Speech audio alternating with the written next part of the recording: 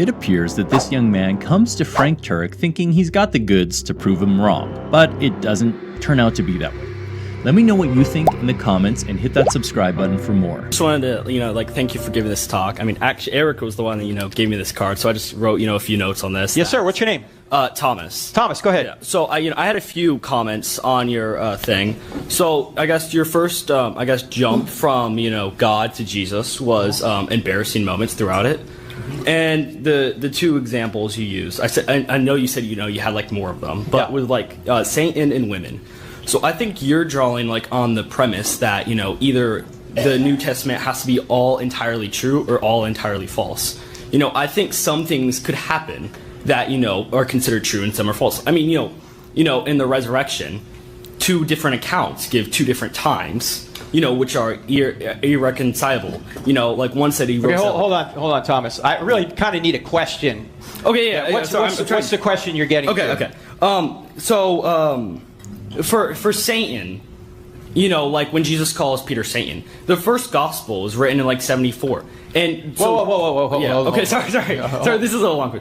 Couldn't for the embarrassing things, they were just written in? If let's say Peter, I think he was martyred before most of these were I think before even the first gospel was written. Okay, hold on, Thomas. Hold on. Okay. Anything's possible. You're right. Anything's possible. The question is what's reasonable. Okay? Yeah. First of all, I'm of the opinion, and many scholars are of the opinion, that almost all of the books of the New Testament are written prior to 70 AD. And there's a number of reasons for that. One of the biggest reasons is that one of the biggest events in Jewish history occurred in 70 AD, the destruction of the temple. Jesus predicts it, but nobody says, look, Jesus was right. This is a very good point, and I have never heard a great explanation for why this isn't mentioned if the Gospels were written after 70 AD when the temple was destroyed. Jesus predicts it, and if they knew about or witnessed the destruction of the temple, it stands to reason that they would have also included that in the Gospels. But they don't, which likely means the Gospels were written very close to when Jesus lived, which further validates their reliability. Not only that, they write as if the temple's still standing when they're writing. Even John does, who is thought to be written after about 90 AD, but he writes as if the Pool of Bethesda is still in existence when he's writing. Wasn't that the only one that predicted the temple? What's that? Wasn't John the only one that predicted the temple? No, I'm talking about the Pool of Bethesda now. No, it wasn't. It's in Matthew, the Olivet Discourse. In fact, there's an Olivet Discourse in Luke as well, and even one in Mark. These are called the Synoptic Gospels, okay? Mark is probably the first gospel.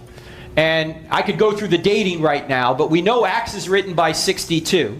For a number of reasons. If Acts is written by 62, Luke is prior to Acts because Luke wrote both of those. And so Luke is prior then to Acts, and it appears that Paul is actually quoting from Luke in 1 Corinthians.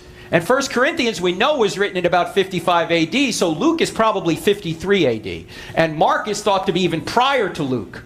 So we're talking very early. But even if they are written later than that, the issue isn't when the books were written. The issue is how good are the sources that the authors used to write the books. Like, for example, you right now, Thomas, could write a very accurate book about the Vietnam War, even though you didn't live then.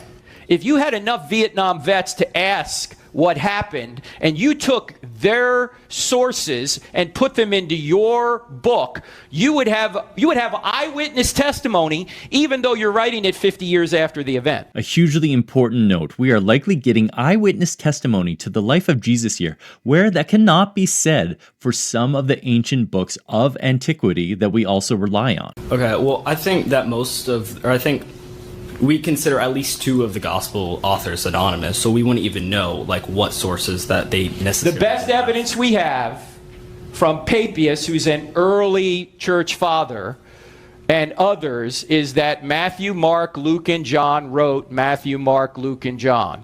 And if you were making up authors, you wouldn't pick those guys.